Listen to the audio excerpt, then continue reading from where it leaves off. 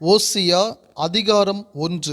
யூதா தேசத்து ராஜாக்களாகிய உசியா, யோதாம், ஆகாஸ், எசேக்கியா என்பவர்களின் நாட்களிலும், யோவாசின் குமாரனாகிய இஸ்ரவேலின் ராஜாவாகிய யெரொபெயாம் என்பவனின் நாட்களிலும், பெயேரியின் குமாரனாகிய ஓசியாவுக்கு உண்டான கர்த்தருடைய வசனம். கர்த்தர் ஓசியாவைக் கொண்டு உரைக்கத் தொடங்கினபோது, கர்த்தர் ஓசியாவை நோக்கி, நீ போய் ஒரு சோர ஸ்திரீயையும் சோர பிள்ளைகளையும் உன்னிடமாக சேர்த்துக்கொள். தேசம் கர்த்தரை விட்டு விலகி சோரம் போயிற்று என்றார். அவன் போய் திப்லாயீமின் குமாரத்தியாகிய கோமேரை சேர்த்து கொண்டான். அவள் கர்ப்பந்தரித்து அவனுக்கு ஒரு குமாரனை பெற்றாள். அப்பொழுது கர்த்தர் அவனை நோக்கி, இவனுக்கு யெஸ்ரயேல் என்னும் பேரிடு. ஏனெனில் இன்னும் கொஞ்ச காலத்திலே நான் ஏகுவின் வம்சத்தாரிடத்திலே இஸ்ரவேலின் இரத்தப்பழியை விசாரித்து இஸ்ரவேல் வம்சத்தாரின் ராஜ்யபாரத்தை ஒழிய பண்ணுவேன். அந்நாளில் இஸ்ரவேலின் பள்ளத்தாக்கிலே இஸ்ரவேலின் வில்லை முறிப்பேன் என்றார். அவள் திரும்ப கர்ப்பந்தரித்து ஒரு குமாரத்தியை பெற்றாள். அப்பொழுது அவர் அவனை நோக்கி, இவளுக்கு லோருகாமா என்னும் பேரிடு. ஏனெனில் நான் இனி இஸ்ரவேல் வம்சத்தாருக்கு இரக்கம் செய்வதில்லை. நான் அவர்களை முழுவதும் அகற்றி விடுவேன். யூதாவின் வம்சத்தாருக்கோ நான் இரக்கம் செய்வேன். வில்லினாலும் பட்டயத்தினாலும் யுத்தத்தினாலும் குதிரைகளினாலும் குதிரை வீரரினாலும் நான் அவர்களை இரட்சியாமல் அவர்களுடைய தேவனாகிய கர்த்தராலே அவர்களை இரட்சிப்பேன் என்றார். அவள் லோருகாமாவை முளை மறக்க பண்ணின பிற்பாடு கர்ப்பந்தரித்து ஒரு குமாரனை பெற்றாள். அப்பொழுது அவர், இவனுக்கு லோகம்மி என்னும் பேரிடு. ஏனெனில் நீங்கள் என் ஜனம் அல்ல, நான் உங்கள் தேவனாய் இருப்பதில்லை. என்றாலும் இஸ்ரவேல் புத்திரரின் தொகை அளக்கவும் எண்ணவும் கூடாத கடற்கரை மணலைப் போல் இருக்கும். நீங்கள் என் ஜனம் அல்ல என்று அவர்களுக்கு சொல்வதற்கு பதிலாக, நீங்கள் ஜீவனுள்ள தேவனுடைய பிள்ளைகள் என்று அவர்களுக்கு சொல்லப்படும். அப்பொழுது யூதா புத்திரரும் இஸ்ரவேல் புத்திரரும் ஏகமாய் கூட்டப்பட்டு தங்களுக்கு ஒரே அதிபதியை ஏற்படுத்தி தேசத்திலிருந்து புறப்பட்டு வருவார்கள். இஸ்ரவேலின் நாள் பெரிதாயிருக்கும். ஓசியா அதிகாரம் 2. உங்கள் சகோதரரை பார்த்து அம்மி என்றும் உங்கள் சகோதரிகளை பார்த்து ருகாமா என்றும் சொல்லுங்கள். உங்கள் தாயோடே வழக்காடுங்கள். அவள் எனக்கு மனைவியும் அல்ல, நான் அவளுக்கு புருஷனும் அல்ல. அவள் தன் வேசித்தனங்களை தன் முகத்தினின்றும் தன் விபச்சாரங்களை தன் ஸ்தனங்களின் நடுவினின்றும் விலக்கி போட கடவள். இல்லாவிட்டால் நான் அவளை நிர்வாணமாக உரிந்து அவள் பிறந்த நாளில் இருந்த வண்ணமாக அவளை நிறுத்தி அவளை அந்தரவெளியைப் போலாக்கி அவளை வறண்ட பூமியைப் போல் விட்டு அவளை தாகத்தால் சாக பண்ணுவேன். அவளுடைய பிள்ளைகள் சோர பிள்ளைகளாகையால் அவர்களுக்கு இரங்காதிருப்பேன். அவர்களுடைய தாய் சோரம் போனாள். அவர்களை கர்ப்பந்தரித்தவள் இலச்சையான காரியங்களை செய்தாள். அப்பத்தையும் தண்ணீரையும் ஆட்டு மயிரையும் பஞ்சையும் எண்ணெயையும் பானங்களையும் கொடுத்து வருகிற என் நேசர்களை பின்பற்றி போவேன் என்றாள். ஆகையால் இதோ நான் உன் வழியை முள்ளுகளினால் அடைப்பேன். அவள் தன் பாதைகளை கண்டுபிடிக்க கூடாதபடிக்கு மதிலை எழுப்புவேன்.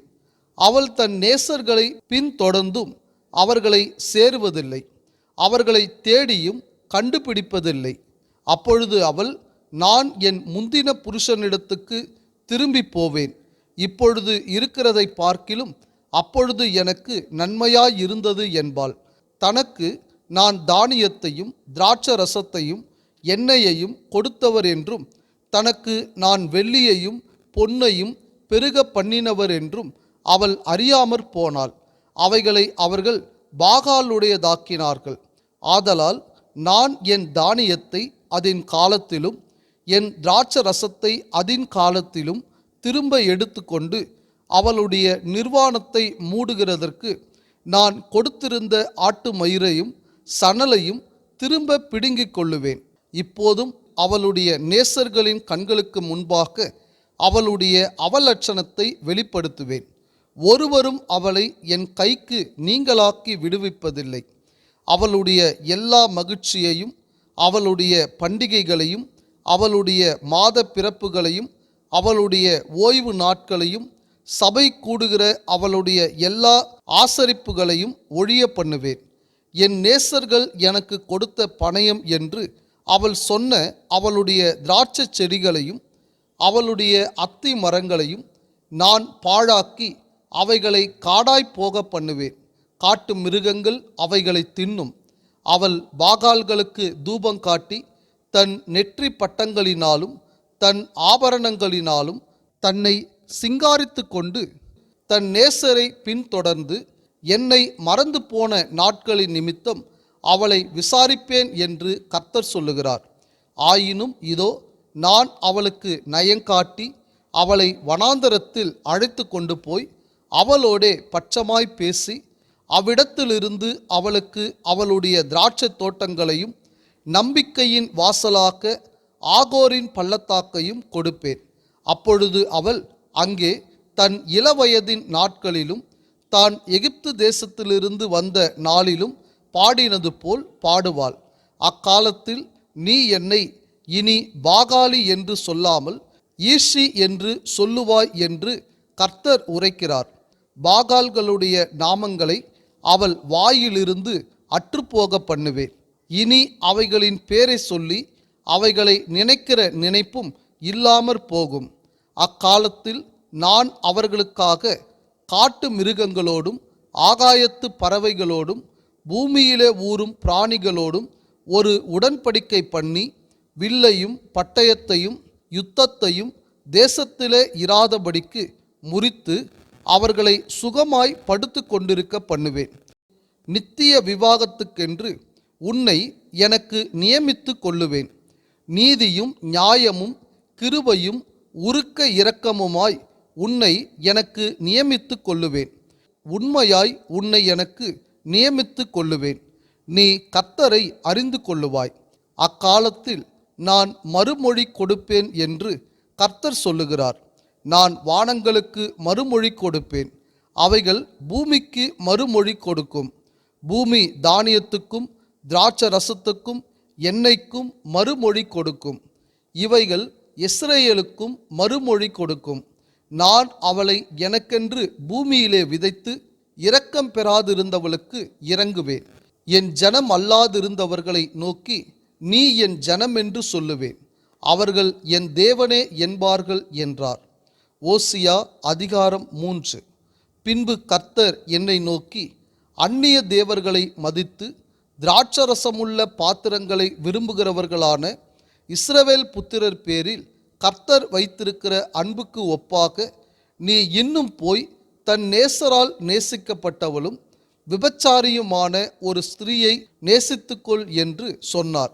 அப்பொழுது நான் அவளை எனக்கு 15 வெள்ளிக்காசுக்கும் 1.5 கலம் வார் கோதுமைக்கும் கொண்டு அவளை நோக்கி, நீ வேசித்தனம் பண்ணாமலும் ஒருவனையும் சேராமலும் அநேக நாள் எனக்காக காத்திரு, உனக்காக நானும் காத்திருப்பேன் என்றேன்.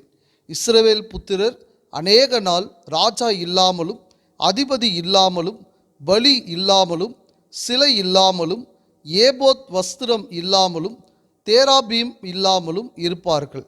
பின்பு இஸ்ரவேல் புத்திரர் திரும்பி தங்கள் தேவனாகிய கர்த்தரையும் தங்கள் ராஜாவாகிய தாவீதையும் தேடி கடைசி நாட்களில் கர்த்தரையும் அவருடைய தயவையும் நாடி அஞ்சிக்கையாய் வருவார்கள்.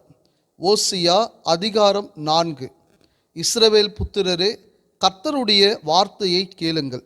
தேசத்து குடிகளோடே கர்த்தருக்கு வழக்கு இருக்கிறது.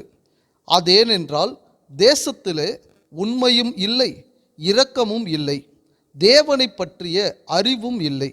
பொய்யானையிட்டு பொய் சொல்லி கொலை செய்து திருடி விபச்சாரம் பண்ணி மிஞ்சி மிஞ்சி போகிறார்கள். இரத்தப் பழிகளோடே இரத்தப் பழிகள் சேருகிறது. இது நிமித்தம் தேசம் புலம்பும். அதில் குடியிருக்கிற அனைவரோடும் கூட மிருக ஜீவன்களும் ஆகாயத்து பறவைகளும் தொய்ந்து போகும். கடலின் மச்சங்களும் வாரிக்கொள்ளப்படும். ஆகிலும் ஒருவனும் நியாயத்தை காண்பிக்கவும் ஒருவனும் அவர்களை கடிந்து கொள்ளவும் கூடாது. உன் ஜனங்கள் ஆசாரியனோடே வழக்காடுகிறவர்களைப் போல இருக்கிறார்கள். ஆகையால் நீ பகலிலே இடறி விழுவாய், இரவிலே உன்னோடே கூட தீர்க்கதரிசியும் இடறி விழுவான். உன் தாயை நான் சங்காரம் பண்ணுவேன். என் ஜனங்கள் அறிவில்லாமையினால் சங்காரம் ஆகிறார்கள். நீ அறிவை வெறுத்தாய், ஆகையால் நீ என் ஆசாரியனாய் இராதபடிக்கு நானும் உன்னை வெறுத்து விடுவேன். நீ உன் தேவனுடைய வேதத்தை மறந்தாய், ஆகையால் நானும் உன் பிள்ளைகளை மறந்து விடுவேன். அவர்கள் எவ்வளவாய் பெருகினார்களோ அவ்வளவாய் எனக்கு விரோதமாய் பாவம் செய்தார்கள். அவர்களுடைய மகிமையை இலச்சையாக மாற பண்ணுவேன். அவர்கள் என் ஜனத்தின் பாவத்தை தின்று அவர்களுடைய அக்கிரமத்தின் பேரில் பசிதாகமாய் இருக்கிறார்கள். ஆதலால் ஜனங்களுக்கு எப்படியோ ஆசாரியனுக்கும் அப்படியே. அவர்கள் வழிகளின்படி நான் அவர்களை விசாரித்து அவர்கள் கிரியைகளின்படி அவர்களுக்கு பலனளிப்பேன். அவர்கள் கர்த்தரை மதியாமல் இருக்கிறபடியினால் அவர்கள் தின்றாலும் திருப்தி அடையாதிருப்பார்கள். அவர்கள் வேசித்தனம் பண்ணினாலும் பலுகாதிருப்பார்கள். வேசித்தனமும் திராட்சரசமும் மதுபானமும் இருதயத்தை மயக்கும். என் ஜனங்கள் கட்டையினிடத்தில் ஆலோசனை கேட்கிறார்கள். அவர்களுடைய கோல் அவர்களுக்கு செய்தியை அறிவிக்கும் என்று இருக்கிறார்கள். வேசித்தன ஆவி அவர்களை வழித்தப்பி திரிய பண்ணிற்று. அவர்கள் தங்கள் தேவனுக்கு கீழ்ப்பட்டிராமல் சோர மார்க்கம் போனார்கள். அவர்கள் மலையுச்சியில் பலியிட்டு மேடுகளிலே கர்வாலி மரங்களின் கீழும் புன்னை மரங்களின் கீழும் அரச மரங்களின் கீழும் அவைகளின் நிழல் நல்லதென்று தூபம் காட்டுகிறார்கள். இது நிமித்தம் உங்கள் குமாரத்திகள் வேசித்தனமும் உங்கள் மருமக்கள்மார் விபச்சாரமும் செய்கிறார்கள். உங்கள் குமாரத்திகள் வேசித்தனம் செய்கிறது நிமித்தமும் உங்கள் மருமக்கள்மார் விபச்சாரம் செய்கிறது நிமித்தமும் நான் அவர்களை தண்டியாமல் இருப்பேனோ? அவர்கள் விலகி வேசிகளோடே கூட போய் தாசிகளோடே பலியிடுகிறார்கள். உணர்வில்லாத ஜனங்கள் அதனால் சிக்குண்டு விழுவார்கள். இஸ்ரவேலே, நீ சோரம் போனாலும் யூதாவாகிலும் அந்த பாவத்துக்குள்ளாகாதிருப்பதாக. கில்காலுக்கு வராமலும் பெத்தாவேனுக்கு போகாமலும் கர்த்தருடைய ஜீவனானை என்று ஆணையிடாமலும் இருப்பீர்களாக. இஸ்ரவேல் அடங்காத கிடாரியைப் போல் அடங்காதிருக்கிறது. இப்போது கர்த்தர் அவர்களை விஸ்தாரமான வெளியிலே ஆட்டுக்குட்டியைப் போல் மேய்ந்து அலைய பண்ணுவார். எப்பிராயீம் விக்கிரகங்களோடு இணைந்திருக்கிறான், அவனை போகவிடு. அவர்களுடைய மதுபானம் புளித்தது, அவர்கள் எப்போதும் சோரம் போகிறார்கள். அவர்களுடைய அதிபதிகள் தாருங்கள் என்று இலச்சையானதை நாடுகிறார்கள். காற்று அவர்களை தன் செட்டைகளில் இறுக பிடிக்கும். அவர்கள் தங்கள் பலிகளால் வெட்கப்படுவார்கள். ஓசியா அதிகாரம் 5. ஆசாரியர்களே, இதை கேளுங்கள். இஸ்ரவேல் வம்சத்தாரே, கவனியுங்கள். ராஜாவின் வீட்டாரே, செவி கொடுங்கள். இந்த நியாய விசாரிப்பு உங்கள் மேல் செல்லும். நீங்கள் மிஸ்பாவில் கண்ணியும் தாபோரின் மேல் விரிக்கப்பட்ட வலையும் ஆனீர்கள். நெறி தவறினவர்கள் மிகுதியும் வதை செய்கிறார்கள். அவர்கள் எல்லாரையும் நான் தண்டிப்பேன். எப்பிராயீமை நான் அறிவேன். இஸ்ரவேல் எனக்கு மறைவானதல்ல. எப்பிராயீமே, இப்போது நீ சோரம் போனாயே. இஸ்ரவேல் தீட்டுப்பட்டதே. அவர்கள் தங்கள் தேவனிடத்துக்கு திரும்புவதற்கு தங்கள் கிரியைகளை சீர்திருத்த மாட்டார்கள். வேசித்தன ஆவி அவர்கள் உள்ளத்தில் இருக்கிறது. கர்த்தரை அறியார்கள்.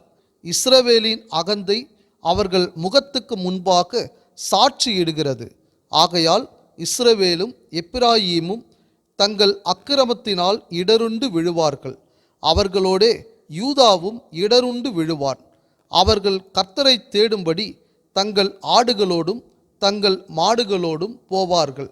அவரை காண மாட்டார்கள். அவர் அவர்களை விட்டு விலகினார். கர்த்தருக்கு விரோதமாக துரோகம் பண்ணினார்கள். அந்நிய பிள்ளைகளை பெற்றார்கள். இப்போதும் ஒரு மாதத்துக்குள்ளாக அவர்கள் தங்கள் பங்குகளோடே பட்சிக்கப்படுவார்கள்.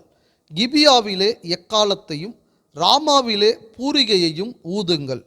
பெத்தாவேனிலே கதறுங்கள். பென்யமீனே, உன்னை பின்தொடருகிறார்கள். தண்டிப்பின் நாளிலே எப்பிராயிம் பாழாவான். நிச்சயமாய் வரப்போகிறதை இஸ்ரவேலின் கோத்திரங்களுக்குள்ளே அறிவிக்கிறேன். யூதாவின் பிரபுக்கள் எல்லைகளை ஒதுக்குகிறவர்களுக்கு ஒப்பானார்கள். அவர்கள் மேல் என் உக்கிர கோபத்தை தண்ணீரைப் போல ஊற்றுவேன். எப்பிராயிம் தகாத கற்பனையை மனதார பின்பற்றி போனபடியால் அவன் ஒடுங்குண்டு நியாய விசாரணையில் நொறுக்கப்பட்டு போகிறான். நான் எப்பிராயிமுக்கு பொட்டரிப்பைப் போலவும் யூதாவின் வீட்டுக்கு உளுப்பைப் போலவும் இருப்பேன். எப்பிராயிம் தன் வியாதியையும் யூதா தன் காயத்தையும் கண்டபோது எப்பிராயிம் அசிரிய நண்டைக்கு போய் யாரேப் ராஜாவினிடத்தில் ஆள் அனுப்பினான். ஆனாலும் உங்களை குணமாக்கவும் உங்களில் இருக்கிற காயத்தை ஆற்றவும் அவனால் கூடாமற் போயிற்று. நான் எப்பிராயிமுக்கு சிங்கம் போலவும் யூதாவின் வம்சத்தாருக்கு பால சிங்கம் போலவும் இருப்பேன். நானே பீறிவிட்டு போய்விடுவேன். தப்புவிப்பார் இல்லாமல் எடுத்து கொண்டு போவேன். அவர்கள் தங்கள் குற்றங்களை உணர்ந்து என் முகத்தை தேடு மட்டும் நான் என் ஸ்தானத்துக்கு திரும்பி போய்விடுவேன். தங்கள் ஆபத்தில் என்னை கருத்தாய் தேடுவார்கள். ஓசியா அதிகாரம் 6. கர்த்தரிடத்தில் திரும்புவோம் வாருங்கள். நம்மை பீறினார், அவரே நம்மை குணமாக்குவார். நம்மை அடித்தார், அவரே நம்முடைய காயங்களை கட்டுவார். 2 நாளுக்கு பின்பு அவர் நம்மை உயிர்ப்பிப்பார். 3ஆம் நாளில் நம்மை எழுப்புவார். அப்பொழுது நாம் அவருடைய சமூகத்தில் பிழைத்திருப்போம். அப்பொழுது நாம் அறிவடைந்து கர்த்தரை அறியும்படி தொடர்ந்து போவோம். அவருடைய புறப்படுதல் அருணோதயம் போல ஆயத்தமாயிருக்கிறது. அவர் மழையைப் போலவும் பூமியின் மேல் பெய்யும் முன்மாறி பின்மாறியைப் போலவும் நம்மிடத்தில் வருவார். எப்பிராயிமே, உனக்கு என்ன செய்வேன்? யூதாவே, உனக்கு என்ன செய்வேன்? உங்கள் பக்தி காலையில் காணும் மேகத்தைப் போலவும் விடியற் காலையில் தோன்றும் பனியைப் போலவும் ஒழிந்து போகிறது. ஆகையால் தீர்க்கதரிசிகளைக் கொண்டு அவர்களை வெட்டினேன். என் வாய்மொழிகளைக் கொண்டு அவர்களை அதம் பண்ணினேன். உன்மேல் வரும் தண்டனைகள் வெளிச்சத்தைப் போல் வெளிப்படும். பலியை அல்ல, இரக்கத்தையும் தகன பலிகளை பார்க்கிலும் தேவனை அறிகிற அறிவையும் விரும்புகிறேன். அவர்களோ ஆதாமைப் போல் உடன்படிக்கையை மீறி அங்கே எனக்கு விரோதமாய் துரோகம் பண்ணினார்கள். கீலேயாத் அக்கிரமம் செய்கிறவர்களின் பட்டணம். அது இரத்த காலடிகளால் மிதிக்கப்பட்டிருக்கிறது. பரிகாரரின் கூட்டங்கள் ஒருவனுக்கு காத்திருக்கிறது போல சீகேமுக்கு போகிற வழியிலே கொலை செய்கிற ஆசாரியரின் கூட்டம் காத்திருக்கிறது. தோஷமான காரியங்களையே செய்கிறார்கள். பயங்கரமான காரியத்தை இஸ்ரவேல் வம்சத்தாரில் கண்டேன். அங்கே எப்பிராயீமின் வேசித்தனம் உண்டு. இஸ்ரவேல் தீட்டுப்பட்டு போயிற்று. யூதாவே, உனக்கு ஒரு அறுப்பு காலம் நியமிக்கப்பட்டிருக்கிறது. ஓசியா அதிகாரம் 7. நான் என் ஜனத்தின் சிறையிருப்பை திருப்பும் போதும் நான் இஸ்ரவேலை குணமாக்க விரும்பும் போதும் எப்பிராயீமின் அக்கிரமமும் சமாரியாவின் பொல்லாப்புகளும் வெளிப்படுத்தப்படும். அவர்கள் வஞ்சனை செய்கிறார்கள். திருடன் உள்ளே வருகிறான், வெளியே பரிகாரரின் கூட்டத்தார் கொள்ளையிடுகிறார்கள். அவர்கள் பொல்லாப்பையெல்லாம் நான் நினைவில் வைத்திருக்கிறேன் என்று அவர்கள் தங்கள் இருதயத்தில் சிந்திக்கிறதில்லை. இப்போதும் அவர்களுடைய கிரியைகள் அவர்களை சூழ்ந்து கொண்டது. அவைகள் என் முகத்துக்கு முன் இருக்கிறது. ராஜாவை தங்கள் பொல்லாப்பினாலும் அதிபதிகளை தங்கள் பொய்களினாலும் சந்தோஷப்படுத்துகிறார்கள். அவர்கள் எல்லாரும் விபச்சார கள்ளர். அப்பஞ்சுடுகிறவன் எரிக்கும் அடுப்பை போல் இருக்கிறார்கள். அவன் மாவை பிசைந்தது முதல் அது உப்பிப்போகும் மட்டும் அனலை மூட்டாமல் ஓய்ந்திருக்கிறான்.